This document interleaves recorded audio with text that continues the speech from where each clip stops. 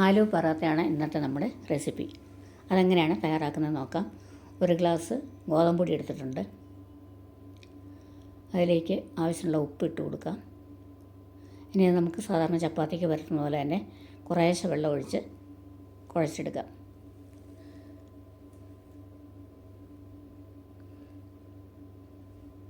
എന്നും ചപ്പാത്തി ഒക്കെ ഉണ്ടാക്കി മടക്കുമ്പോൾ നമുക്കിതുപോലെ ഒരു ചേഞ്ചിനായിട്ട് കുറച്ച് വെജിറ്റബിൾസൊക്കെ ഉണ്ടെങ്കിൽ പ്രധാനമായിട്ടും വേണ്ടത് ആലുവല്ലേ. ഉരുളക്കിഴങ്ങുണ്ടെങ്കിൽ 2 ഉരുളക്കിഴങ്ങുണ്ടെങ്കിൽ രാവിലെ നല്ലൊരു ബ്രേക്ക്ഫാസ്റ്റ് ഇതുപോലെ നമുക്ക് തയ്യാറാക്കാം. ഡിന്നറിനോ ഒക്കെ തയ്യാറാക്കാവുന്നതാണ്.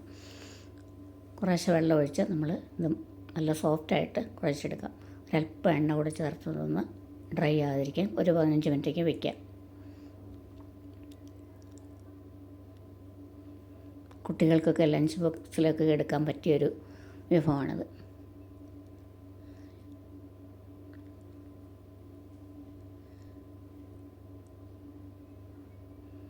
നമ്മൾ ഗോതമ്പെല്ലാം നന്നായിട്ട് കുഴച്ച് വെച്ചിട്ടുണ്ട്. അത് അടച്ചു വയ്ക്കാം. ഇതിനകത്തേക്കുള്ള ഫില്ലിങ്സ് 2 ഉരുളക്കിഴങ്ങ് എടുത്തിട്ടുണ്ടായിരുന്നു. 1 വലുതും ഒരു ചെറിയ ഉരുളക്കിഴങ്ങും. അത് നന്നായിട്ട് വേവിച്ചെടുത്ത് അതിൻ്റെ തൊലിയെല്ലാം ഒന്ന് കളഞ്ഞെടുക്കാം.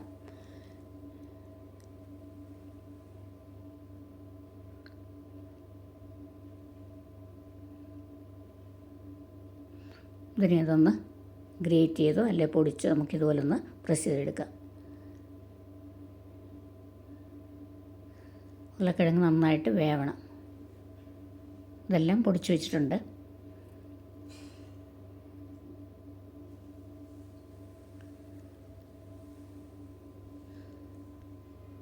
ഇനി നമുക്ക് ഉള്ളി ഒന്ന് വഴറ്റിയെടുക്കാം. പാൻ ചൂടായി വരുമ്പോൾ അതിലേക്ക് നമുക്ക് ഓയിൽ ഒഴിച്ച് കൊടുക്കാം, 1 ടേബിൾ സ്പൂണോളം.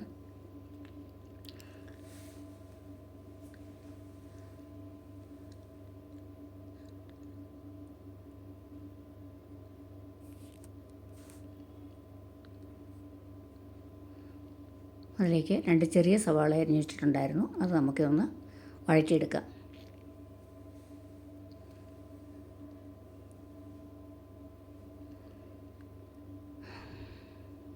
തീ കുറച്ച് വെച്ച് ഇതൊന്ന് വഴന്ന് വരുന്നവരേക്കും ചൂടാക്കിയെടുക്കണം. അതിലേക്ക് ഒരു ചെറിയ കഷ്ണം ഇഞ്ചി അരിഞ്ഞത് ചേർത്തിട്ടുണ്ട്. വെളുത്തുള്ളി 2-3 അല്ലി വെളുത്തുള്ളിയും അരിഞ്ഞതിനോട് ചേർത്തിട്ടുണ്ട്. ഇതിന് നന്നായിട്ട് വഴറ്റിയെടുക്കാം.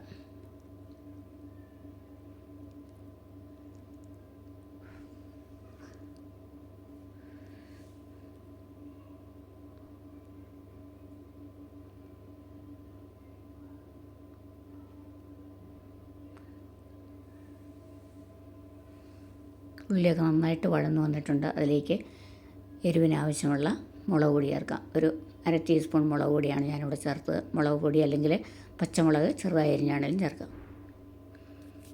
ചില്ലി ഫ്ലേക്സ് ഇതിലേതെങ്കിലും ഒന്നെടുത്താൽ മതിയാവും.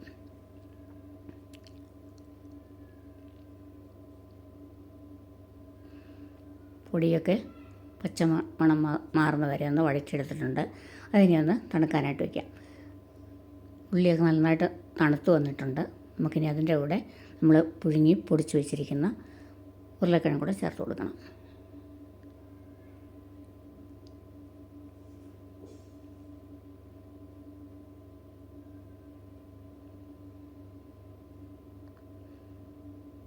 എല്ലാം ചേർത്ത് നന്നായിട്ട് മിക്സ് ചെയ്ത് വയ്ക്കണം.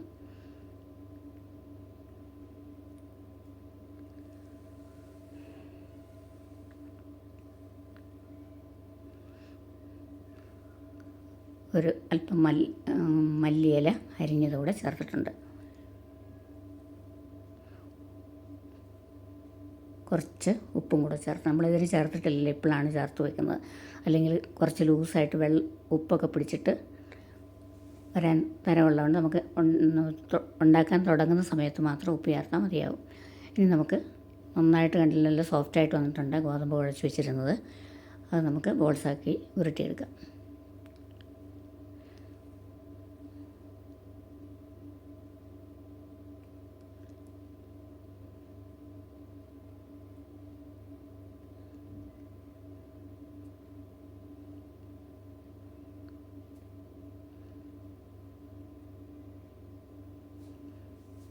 ഇതിന് നമുക്ക് നല്ല തിന്നായിട്ട് പരത്തിയെടുക്കണം.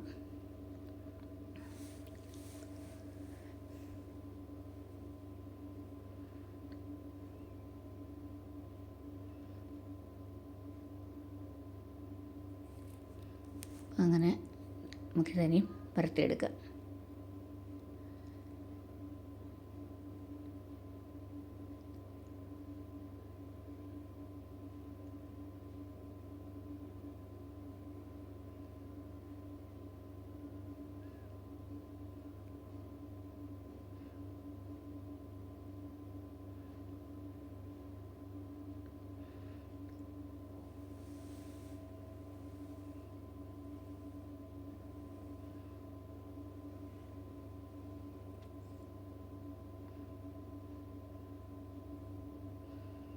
ഇനി അതിലേക്ക് നമ്മൾ തയ്യാറാക്കി വെച്ചിരിക്കുന്ന ഫില്ലിങ്സ് വെച്ച് കൊടുക്കാം.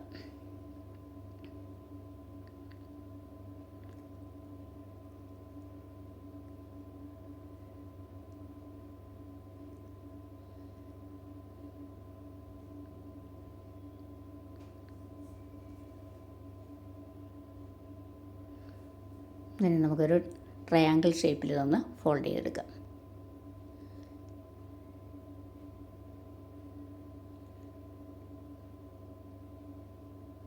നമ്മൾ സമോസയ്ക്കൊക്കെ എടുക്കില്ല അതുപോലെ ആ പാകത്ത് അതുപോലെ ഇതൊന്ന് മടക്കിയെടുക്കണം. അധികം പ്രഷർ കൊടുക്കാതെ ചെറുതായിട്ടൊന്ന് നമുക്കിത് ഇതുപോലെ പരത്തിയെടുക്കാം.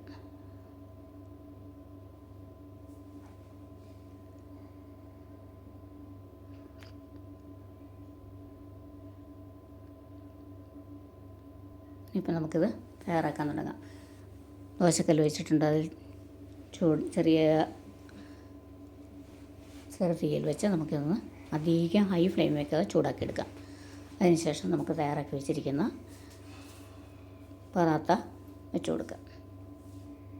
ഒരു മീഡിയം ഫ്ലെയിമിൽ വെച്ചിട്ട് 2-3 പ്രാവശ്യം മറിച്ച് വിട്ട് കൊടുത്തു കഴിയുമ്പോൾ നമ്മുടെ പൊറാത്ത തയ്യാറാവും. അല്പം നെയ്യ് ചൂട് ഒന്ന് തൂത്ത് കൊടുക്കാം.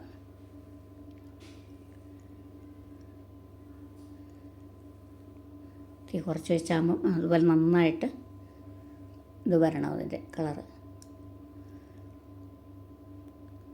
ഇതുപോലെ ബാക്കിയിരിക്കുന്നതെല്ലാം നമുക്ക് തയ്യാറാക്കിയെടുക്കാം.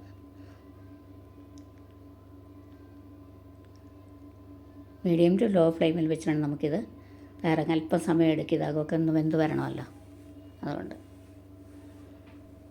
അപ്പോൾ 2 സൈഡും റെഡി ആയിട്ടുണ്ട്. ഇതുപോലെ എല്ലാ പൊറാട്ടയും നമുക്ക് തയ്യാറാക്കിയെടുക്കാം.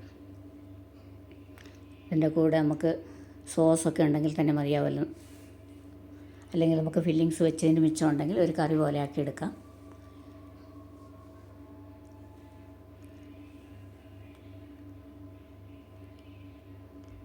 ഇത്രയേ ഉള്ളൂ. നല്ല പൊറാത്ത നിങ്ങൾക്ക് ഇഷ്ടപ്പെട്ടു എന്ന് വിചാരിക്കുന്നു. ഇഷ്ടപ്പെട്ടാൽ ലൈക്ക് ചെയ്യാനും ഷെയർ ചെയ്യാനും സബ്സ്ക്രൈബ് ചെയ്യാനും ഒന്നും മറക്കരുത്. ഹൈപ്പ് ചെയ്യണം. പിന്നെ നിങ്ങളുടെ അഭിപ്രായങ്ങളൊക്കെ കമൻറ്റ് ചെയ്യാൻ മറക്കരുത്.